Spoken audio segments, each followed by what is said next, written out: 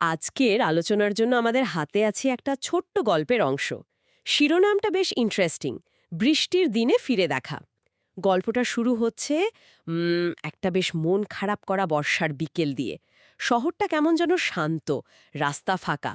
আর আমাদের মূল চরিত্র অর্ণব, সে হেঁটে যাচ্ছে একটা পুরনো চায়ের দোকানের দিকে, রানার ক্যাফে। ওই ছোট্ট কাঠের দোকানটা যেখানে ও আর নীলার কত বিকেল কেটেছে। তো এই গল্প ধরে আমরা একটু গভীরে যাব, স্মৃতি, পুরনো সম্পর্ক, আর এই যে বৃষ্টির দিনের একটা আলাদা আবেগ থাকে, তাই না, সেটা নিয়ে কথা বলবো। আচ্ছা, অর্ণব তো দোকানে ঢুকলো, আর ঢোকার মুখেই ওই যে ঘন্টার একটা পরিচিত শব্দ হয় না, টুং করে। হ্যাঁ হ্যাঁ, চেনা আওয়াজ। একদম। সে গিয়ে জানালার পাশে বসলো, চা বলল, আর বাইরের বৃষ্টি দেখতে লাগলো।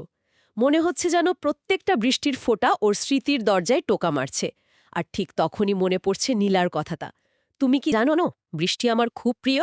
ঠিক। দেখুন, এখানেই গল্পটার আসল মজাটা।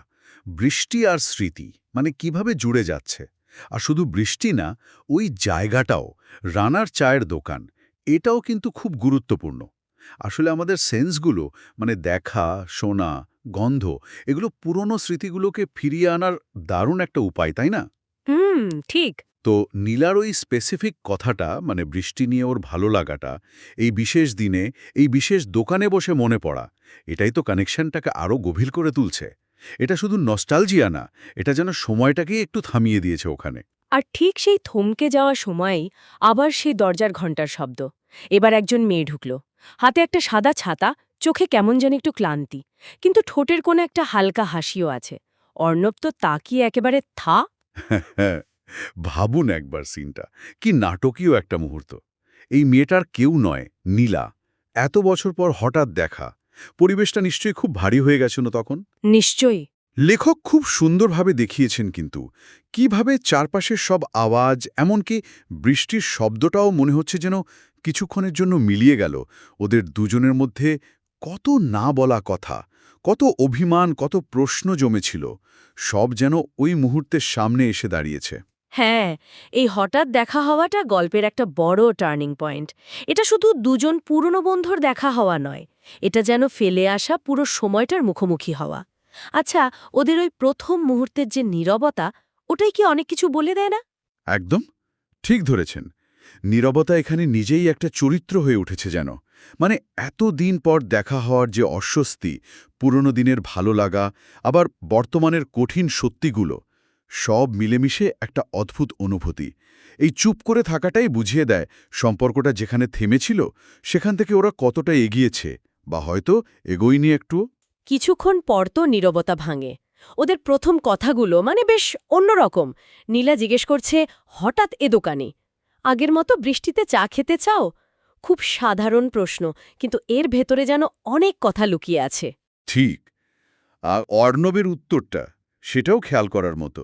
বলছে, না, এখন শুধু তোমার মতো কারো কথা মনে পড়লে এই দোকানে চলে আসি। ওহ! দেখুন, সরাসরি কিন্তু বলছে না যে নীলার কথাই মনে পড়ছিল, বলছে তোমার মতো কারো কথা। এই যে একটা বিষণ্ণতা, একটা চাপা অভিমান, না বলতে পারার কষ্ট, লেখক দারুণভাবে ধরেছেন কিন্তু এই জায়গাটা। এরপর ওরা এক টেবিলে বসে চা খাচ্ছে, বাইরে ঝুম বৃষ্টি, ভেতরে দুটো মানুষ পুরনো দিনের ছায়ায়। গল্পটা কি এখানে এসে একটু আশার আলো দেখাচ্ছে? কোনো সম্ভাবনার দিকে এগোচ্ছে, যেন বৃষ্টিটা বাইরের ধুলোবালির সাথে মনের অভিমানগুলোও ধুয়ে দিতে চাইছে। এটাই তো গল্পের সবচেয়ে ইন্টারেস্টিং দিক। একটা সম্ভাবনা কিন্তু খোলা থাকছে। ওরা একসাথে বসেছে, কথা বলছে। এটাই তো গল্পের শিরোনাম, ফিরে দেখা। এটাকে সার্থক করছে। হতে পারে এটা পুরনো সম্পর্কটাকে নতুন করে দেখার একটা সুযোগ, অথবা এটাও হতে পারে যে এটা শুধু কিছুক্ষণের জন্য স্মৃতি রোমন্থন। শেষ হলে আবার যে যার পথে। লেখক কিন্তু কোনো উত্তর দেননি। ঠিক, কোনো নিশ্চিত উত্তর নেই। গল্পটা শেষে আমাদের মনে একটা মিশ্র অনুভূতি রেখে যায়। একটু বিষণ্ণতা, হারানো দিনের জন্য একটা মায়া, আবার এই হঠাৎ দেখা হবার একটা হালকা উত্তেজনাও। স্মৃতি যে একই সাথে কতটা ভালো লাগার আর কতটা কষ্টের হতে পারে, সেটাই ছোট্ট গল্পে খুব ভালোভাবে ফুটে উঠেছে। একদম।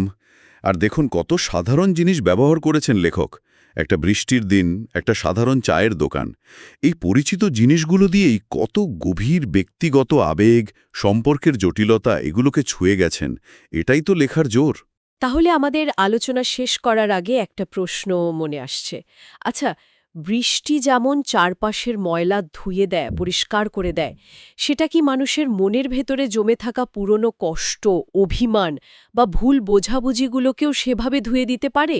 নাকি বৃষ্টি দিনগুলো আসলে যা হারিয়ে গেছে, যার নেই, সেই শূন্যতাকেই আরও তীব্র করে তোলে? ভাবনার বিষয় কিন্তু।